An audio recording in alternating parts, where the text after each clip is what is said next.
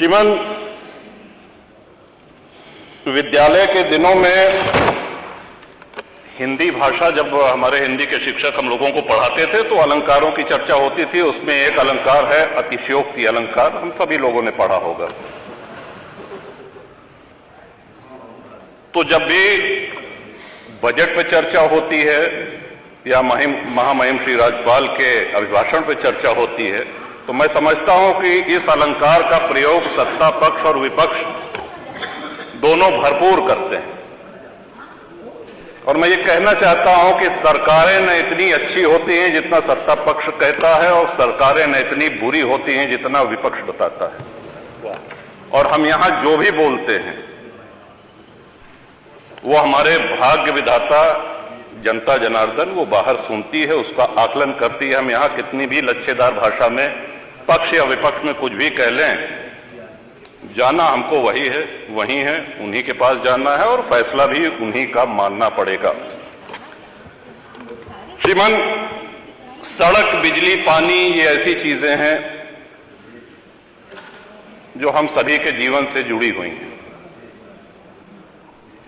भारत गांवों का देश है, भारत की आत्मा गांवों में बसती है। हम सभी लोग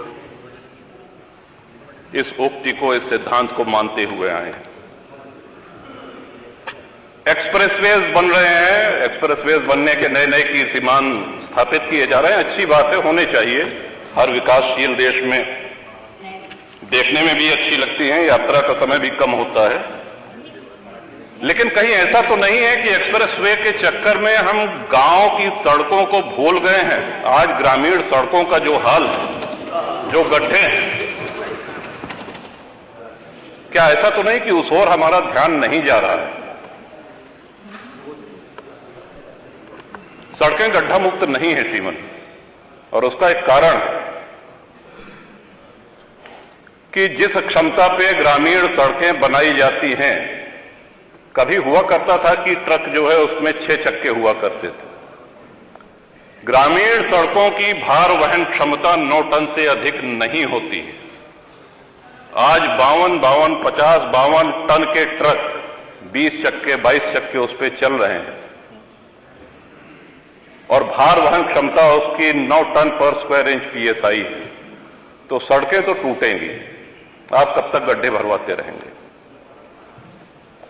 ये हम सभी के क्षेत्रों से जुड़ी हुई समस्या है श्रीमान। तो या तो ऐसे 10-20 चक्के वाले जो ट्रक है, जो 15-20 चक्के वाले ट्रक हैं, इनको वर्जित कर दिया जाए।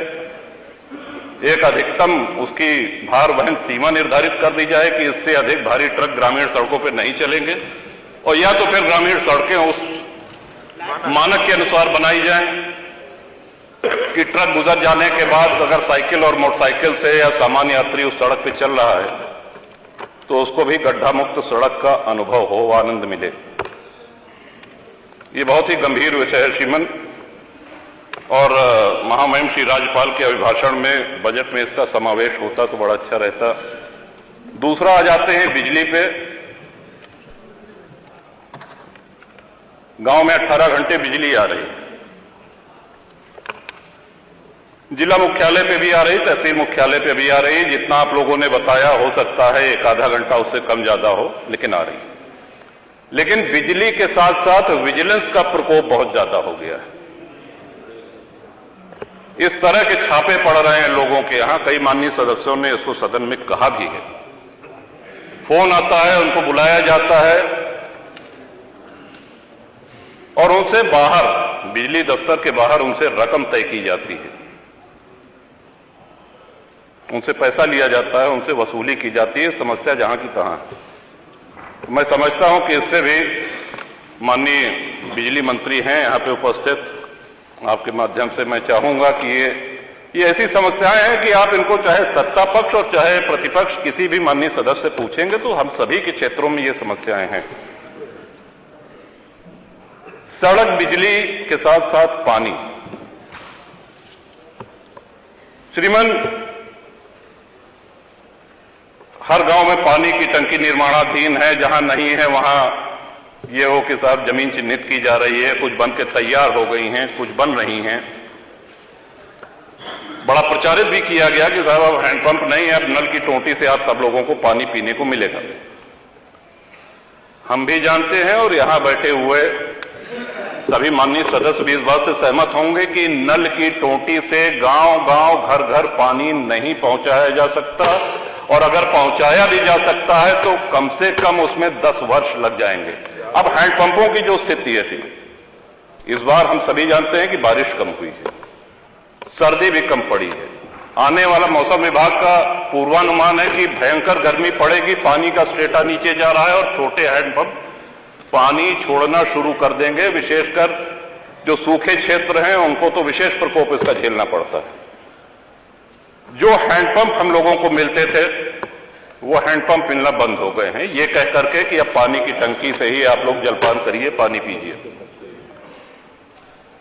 जो इंडिया मार्क 2 हैंडपंप खराब हो गए हैं, ध्वस्त हो गए हैं, उनको रिबोर करने के लिए जो प्लान थे, कोई भी इंडिया मार्क का हैंडपंप रिबोर नहीं हो रहा है, और सभी माननीय सदस्य से सहमत होंगे साहब। तो आपके माध्यम से सरकार से मेरा अनुरोध है कि जब तक घर घर टोंटी का नल, पानी की टोंटी नहीं लग जाती है, तब तक ये सुनिश्चित कराएं कि India mark handpump, India 2 mark का हैंडपंप जो हम लोगों को मिलता था वो यथावत मिलता रहे। पानी की किल्लत और पानी की हाहाकार जो मचने वाली है आने वाले दिनों में, उसके पहले आपका ध्यान आकर्षण, इस माननीय सदन का ध्यान आकर्षण इधर कराना चाहता हूं। और ये बहुत ही जटिल समस्या आने वाले अप्रैल से शुरू होकर के मई, जून, जुलाई आदि महीने में होगी। इसके साथ ही श्रीमान सदन का चलना, यह भी एक बड़ा महत्वपूर्ण विषय है,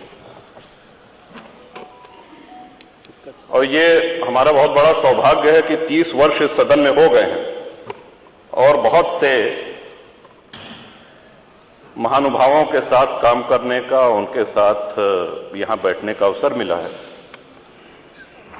और हमसे भी बहुत वरिष्ठ यहां पे सदस्य जिनसे मैं सीखता हूं, आदरणीय खन्ना जी हैं, आदरणीय अवधेश जी हैं, रमापति शास्त्री जी हैं, माता प्रसाद पांडे जी हैं, तमाम ऐसे सदस्य।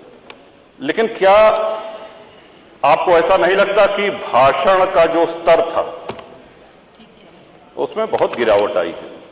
और उसका कारण ये है कि जब हाउस नहीं चलेगा, सदन नहीं चलेगा, तो नए माननीय सदस्यों को बोलने का अभ्यास नहीं रह जाएगा। जब भी ये बात आती है कि साहब सदन चलना चाहिए, क्योंकि ये स्पष्ट लिखा गया है कि वर्ष में अपरिहार्य स्थितियों को छोड़ करके 90 दिन सदन का संचालन आवश्यक है। लेकिन दुख इस बात का है, चाहे जो दल सत्ता में रहे, जब इसकी चर्चा होती तो बहस इस पे होने लगती है कि साहब आपके समय में 19 दिन चला था, मैंने 20 दिन चलाया, या आपके समय में 20 दिन चला तो मैंने 21 दिन चलाया, और चर्चा यहीं पे हो हल्ला होकर के समाप्त हो जाती है। ये रिकॉर्ड तो बताया जाता है कि सबसे कम किसने चलाया, दूसरे नंबर पे कौन था, ऐसा भी हुआ कि इतने दिन सदन चला, इतने दिन। क्या कभी हमने ये जानने का प्रयास किया कि जब हमारा देश आजाद हुआ था तो कितने दिन सदन चला था, या जब से ये सदन चलना शुरू हुआ है एक वर्ष में अधिक से अधिक सबसे ज्यादा किस वर्ष चला है, और क्यों ना उस रिकॉर्ड को हम लोग तोड़ें। सदन से बचना क्या चाहिए? सदन के माध्यम से ही तो हम लोग अपनी बात कहते हैं, सदन के माध्यम से ही जन समस्याओं का निराकरण होता है, उनका निवारण होता है, लोकतंत्र मजबूत होता है। ये लोकतंत्र की आत्मा है। आत्मा को जितना मजबूत करेंगे उतना हम सभी लोग पुष्पित पल्लवित होंगे इस लोकतंत्र में। इसके साथ ही मैं ये भी कहना चाहूंगा श्रीमान कि आए दिन माननीय विधायकों के ऊपर मुकदमे कायम हो रहे हैं, और अक्सर धरना प्रदर्शन, यहां पे जो लोग भी बैठे हैं, किसी के दल और किसी के व्यक्तिगत उनके सार्वजनिक जीवन में कभी ऐसा अवसर ना आया होगा कि उन्होंने धरना प्रदर्शन न किया हो। और जब तक लोकतंत्र रहेगा तब तक ये होता रहेगा। तोड़ फोड़ की उससे हम सहमत नहीं हैं, हम हिंसा से भी सहमत नहीं हैं। लेकिन बहुत से ऐसे माननीय विधायक हैं जिनके ऊपर धरना प्रदर्शन, शांतिपूर्ण धरना प्रदर्शन के कारण मुकदमे कायम हुए हैं और आज भी हैं। उनको एमपी एमएलए कोर्ट जाना पड़ रहा है।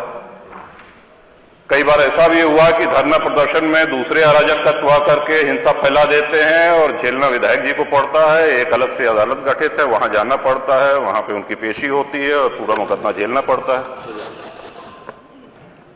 तो ये तलवार जो लटकी रहती है माननीय विधायकों के ऊपर कि कब अदालत सजा कर दे। अभी कल भी एक माननीय सदस्य को न्यायालय ने दंड दिया, सौभाग्य से 2 वर्ष से कम अवधि की। तो सभी जनप्रतिनिधियों को प्रतिरोध कौन करेगा, आवाज कौन उठाएगा? अगर धरना प्रदर्शन के इतने गंभीर परिणाम आने लगेंगे तब तो विधायक और सांसद भागने लगेंगे धरना प्रदर्शन से। जनता की लड़ाई कौन लड़ेगा? ये गंभीर विषय मैं चाहता हूं कि इसको पूरी गंभीरता से ये सरकार ले और अनावश्यक मुकदमे। फिर मैं अपनी बात दोहरा रहा हूं कि हिंसा और उपद्रव का मैं समर्थन नहीं कर रहा हूं, लेकिन शांतिपूर्ण अगर धरना प्रदर्शन हुआ तो उसके लिए हमको अदालत के कटघरे में न खड़ा होना पड़े। जनता की लड़ाई लड़ने के लिए हमको मुकदमे न झेलने पड़े। श्रीमान, एक सुझाव और देना चाहता हूं जो प्रदेश सरकार के हाथ में तो नहीं है, लेकिन अगर आप संस्तुति कर देंगे तो प्रदेशवासियों का बहुत भला हो जाएगा। समाजवादी पार्टी के शासनकाल में आदरणीय अखिलेश जी ने एक नियम बनाया, उनकी संवेदनशीलता थी कि विधायक लोग अपनी निधि से असाध्य रोग, गंभीर रोगों से बीमार लोगों को आर्थिक सहायता हॉस्पिटल से उसका जो पर्चा आता था, एस्टिमेट बनता था, उसके हिसाब से दे सकते हैं। और उस योजना के कारण बहुत से लोगों की जान बची, बहुत से लोगों को चिकित्सा जो नहीं उपलब्ध हो सकती थी वो हुई। माननीय योगी जी ने उस योजना की उपयोगिता को देखते हुए उसको आगे बढ़ाया। आए दिन श्रीमान चुनाव होते हैं, कभी लोकसभा का चुनाव, कभी विधानसभा का चुनाव, कभी विधान परिषद का चुनाव, और जब अधिसूचना जारी होती है तो हम लोगों को अपनी निधि व्यय करने में रोक लगा दी जाती है। मेरा अनुरोध है कि आपकी तरफ से, उत्तर प्रदेश की विधानसभा की तरफ से एक अनुरोध पत्र चुनाव आयोग को जाए। विकास कार्य भले रोक दिए जाएं, लेकिन जिस भी रुग्ण व्यक्ति को, जिस भी बीमार को कैंसर है, हार्ट डिजीज है, किडनी, लिवर आदि कोई भी गंभीर बीमारी है, तो उसकी वो बीमारी वो चुनाव आयोग की अधिसूचना समाप्त होने की प्रतीक्षा नहीं करेगी। तो ये मानवीय दृष्टिकोण पर श्रीमान ये अनुरोध है और मुझे विश्वास है कि सभी माननीय सदस्यों की भी सहमति इसमें होगी। और इस तरह से सरकारें हनक से चलती हैं, जनसेवा से चलती हैं। और जैसा कि मैंने पहले निवेदन किया, 30 वर्ष में पहली बार ये अवसर आया है कि अपनी कार्यशैली पर, अपने कार्यकलाप पर योगी जी के नेतृत्व में सरकार दोबारा आई है, रिपीट हुई है, और ये बहुत बड़ी उपलब्धि है, बहुत बड़ी उपलब्धि है कि मन आज जहां हर तरफ, ठीक है, हमको राष्ट्र हित में, हमको प्रदेश हित में, हमेशा मेरे दल जनसत्ता दल का ये रहा है कि जो भी पिछड़े हैं, जो भी वंचित हैं, उनकी लड़ाई शुरू से मैं लड़ता आया हूं। लेकिन वहीं ये भी सराहनीय है कि आप जिस आसन पर बैठे हैं, उस आसन पर बैठने वाले आदरणीय अध्यक्ष जी, अगर देखा जाए कि उनकी विधानसभा में उनके सजातीय कितने लोग हैं। या माननीय संसदीय कार्य मंत्री जी बैठे हैं, शाहजहांपुर से लगातार 9वीं बार निर्वाचित होकर के आए हैं। कितने खन्ना मतदाता होंगे? अपनी कार्यशैली से, अपनी संघर्ष क्षमता से और अपने व्यवहार से। क्योंकि विकास ही सब कुछ नहीं होता, बहुत आवश्यक है। हम सब लोग यहां बैठ करके विकास की ही चर्चा करते हैं, लेकिन जनता जो हमारा आकलन करती है, विकास के साथ साथ हमारा व्यवहार कैसा है, हम कितना उपलब्ध रहते हैं, हम जनसेवा करने के लिए कितना तत्पर रहते हैं, इस पर हमारा आकलन होता है। लोग इसलिए विकास की अपनी बहुत महत्वपूर्ण भूमिका से हम इनकार नहीं कर रहे हैं, लेकिन बहुत से ऐसे विधायक हैं, बहुत से ऐसे सांसद हैं जिनके क्षेत्र में उन्होंने बहुत विकास किया लेकिन चुनाव नहीं जीत सके, इसलिए कि उनके व्यवहार में, उनके क्रियाकलाप में कुछ कमियां थी। तो इसके साथ साथ जनता की सेवा हम बेहतर ढंग से कर सकें और जनता से जुड़े हुए मुद्दे हम बराबर सदन में उठाते रहें, इसके लिए ये आवश्यक है कि अधिक से अधिक सदन चले, माननीय विधायकों को अपनी बात, अपने क्षेत्र की समस्याएं रखने के लिए समय मिले। लॉ एंड ऑर्डर की बहुत बात होती है, कुछ लोग सहमत होंगे, कुछ लोग असहमत होंगे, लेकिन यही लोकतंत्र की खूबसूरती भी है। उत्तर प्रदेश के लॉ एंड ऑर्डर की मिसाल उत्तर प्रदेश के बाहर भी दी जाती है और प्रशंसा होती है, ये हम सभी लोगों के लिए खुशी की बात है। सुधार की गुंजाइश तो हमेशा रहती है। जो हमने ये दस्तावेज तैयार किया है, जो राज्यपाल का अभिभाषण है, जो बजट अभिभाषण है, इसमें सुधार नहीं हो सकता ऐसा मानना ये उचित नहीं होगा। सुधार की गुंजाइश बिल्कुल रहती है, सदैव रहती है। और जैसा कि मैंने पहले कहा, अपनी बात समाप्त करते हुए उसको फिर से दोहराता हूं कि कोई भी सरकार इतनी अच्छी नहीं होती है जितना सत्ता पक्ष बताता है, और इतनी बुरी भी नहीं होती है जितना विपक्ष उसको कहता है।